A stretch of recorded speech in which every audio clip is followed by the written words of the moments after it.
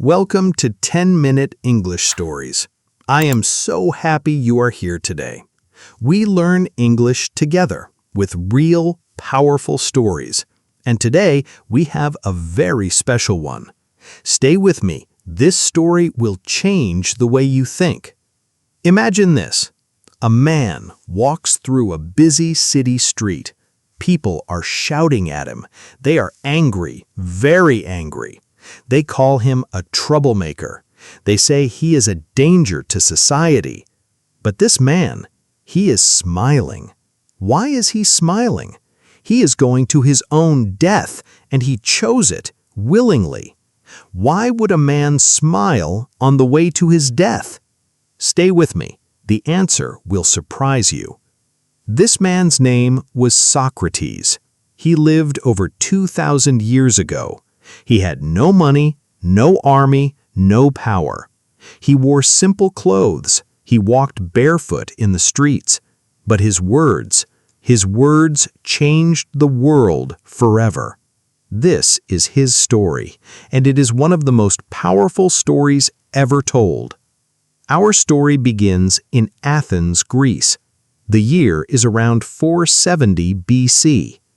Athens is a great and beautiful city.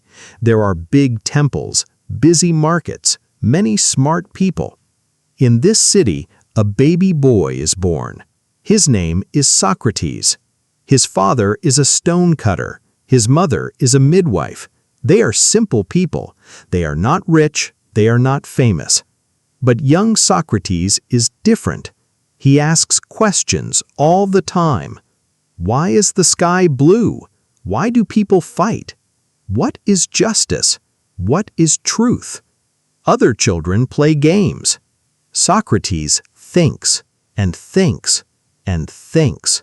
His teachers didn't know what to do with him, and that was just the beginning. Socrates grows up. He becomes a man, but he does not want a normal job. He does not want to sell things in the market. He does not want to build houses or fight in wars. He wants to do only one thing. He wants to talk to people. He wants to ask them questions. Every morning he goes to the marketplace. He walks up to people and says, "Excuse me, can I ask you something?" At first, people are happy to talk. A rich man says, "I know everything about justice." A politician says, "I know what is good for the city." A soldier says, "I know what courage is." Then Socrates starts asking questions, simple questions, but very sharp questions. "Are you sure? But what about this? And this? And this?" Slowly, the rich man gets confused. The politician cannot answer. The soldier goes silent. One by one, these powerful men realized something shocking. They didn't know as much as they thought. And Socrates, he is not angry about this. He is not trying to embarrass them. He simply wants to find the truth. But the powerful men, they are embarrassed and they are angry, very, very angry. Years pass. Socrates becomes famous in Athens. Young people love him. They follow him everywhere. They sit around him and listen for hours. He teaches them the most important lesson. The only true wisdom is knowing that you know nothing. He teaches them to question everything, to think before they speak, to search for truth, always. His most famous student is Plato. Plato writes down everything Socrates says. Because of Plato, we can still read Socrates' words today. But something strange happened. The more popular Socrates became, the more enemies he made. The politicians were scared. The priests were worried. The powerful men whispered in dark corners. "This man is dangerous. He makes people question us." One day, 3 men stand up in the city court. Their names are Miletus, Anytus, and Lycon. They make two big accusations against Socrates. Accusation 1, he does not believe in the gods of Athens. Accusation 2, he is corrupting the young minds of the city. The whole city is talking about this. People are shocked, confused. Is Socrates really dangerous, or is this just politics? He didn't expect what came next. Socrates is called to stand trial in front of 501 judges. This is one of the most important trials in all of history. His friends are scared. They say, "Socrates, you must defend yourself. You must say sorry." But Socrates shakes his head, slowly, calmly. He says, "I will speak the truth, only the truth. And if the truth is not enough, then so be it." The day of the trial comes. The court is full. People are standing everywhere. 501 men sit in a circle. They will vote, guilty or not guilty. Socrates stands up. He is old now. His hair is white. His face is wrinkled. But his eyes are sharp and bright. He speaks. His voice is calm. No anger, no fear. He says, "I have spent my whole life asking questions, not to hurt anyone, but to find the truth. If you kill me for that, you are not punishing me, you are punishing your own city." What he said next shocked the entire courtroom. He says, "Even if you free me, I will not stop asking questions. This is what I do. This is who I am. Asking questions is more important to me than my own life." The courtroom goes silent. Not one person speaks. You could hear a pin drop. Then the judges vote. The result comes. 280 votes, guilty. 221 votes, not guilty. Socrates is found guilty. The penalty is death.